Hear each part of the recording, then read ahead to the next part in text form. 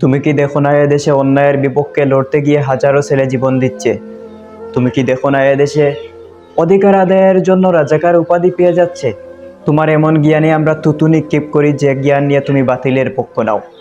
তুমি এটা মনে রেখো, এদেশে ইতিহাস গড়ে ছাত্ররা, এদেশে নতুন ইতিহাসের পাতা বদলায় ছাত্ররা, এই দেশে নতুন ইতিহাস সৃষ্টি করেও ছাত্ররা, আবার এই দেশে ইতিহাস মুছে ফেলেও ছাত্ররা।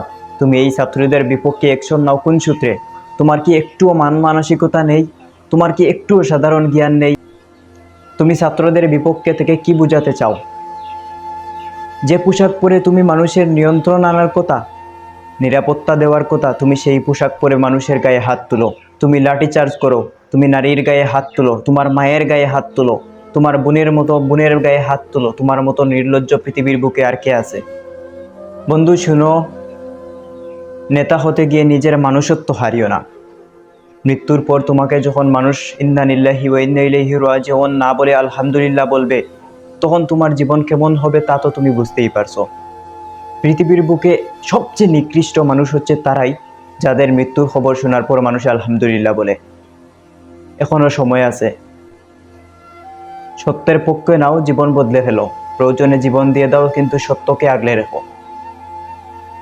তুমি যে পোশাক পরে মানুষের স্বাধীনতা দেওয়ার কথা, স্বাধীনতার পক্ষে থাকার কথা, তুমি সেই পোশাক পরে অন্যের গায়ে হাত তুলো। তোমাকে কি আমরা নির্লজ্জ বলবো না ভালো বলবো? মনে রেখো, ছাত্ররা কখনো অহেতুক আবেদন করে না। তারা যেটা দাবি করে সেটা সত্য এবং 100% সত্য বুঝেই আবেদন করে। আর শুধু তো এটা ছাত্রদের কথা নয়, পুরো বিশ্বের সবাই একমত। এখানে দ্বিমত করার তো কোনো প্রয়োজনই নেই। মনে রেখো, পৃথিবীর বুকে ছাত্ররা কখনো হার মানেনি আর এখনো মানবে না। এই রাস্তার মোড়ে রঙের মতো রাস্তায় রাস্তায় যে ছাত্রদের রক্তে প্লাবিত হচ্ছে, সেই রক্তের বদলা পাবো ইনশাআল্লাহ। এখনো সময় আছে, আমাদের দাবিগুলো মেনে নাও। সামান্য অধিকারের জন্য আজ যারা জীবন দিতে বাধ্য হয়েছে, তারা কি মনে রেখো দেশের জন্য কতখান অবদান করেছে? আর এটাও মনে রেখো, এই দেশে প্রদীপ যদি জ্বালাতে হয় তাহলে এরাই জ্বালাবে। রাস্তায় হাতে চুড়ি পড়া আর গলায় চেন পড়া বখাটের ছেলেটা দেশের কোনো উপকারে আসবে না। ওরা উপকারে কি করবে? ওরা তো অপকারে নিমজ্জিত থাকে সব সময়। ওরা রাস্তায় হাঁটার সময় দেখে কোন মেয়ে কী দিকে হাঁটছে, কোন মেয়ে কীরকম চলে, কোন মেয়ে কীরকম পোশাক পরছে, কাকে কিভাবে ধরা যায়, সেই চিন্তা নিয়ে মগ্ন থাকে তারা সব সময়। তুমি তাদের দ্বারা দেশের উন্নয়ন কি চাও? তাদের দিকে নজর কেমনেই দেও যারা এসএসসিতে ফেল করে এখন দেশের নেতা হয়েছে। যারা সত্যিকারের নেতা তারা কখনো অন্যায়ের বিপক্ষে যায় না। তুমি দল করো কিংবা রাজনীতি করো কিংবা যে কোনো কিছু করো, এটা আমাদের দেখার বিষয় নয়।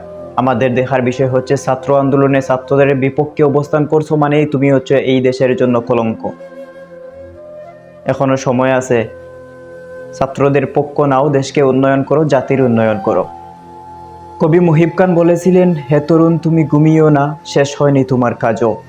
তুমি নতুন দিনের মুক্তি শুনানি, যুদ্ধের সাজে সাজো। এই তরুণরা অল টাইম যুদ্ধের সাজে সেজে আছে, তাদেরকে নতুন করে সাজাতে হবে না।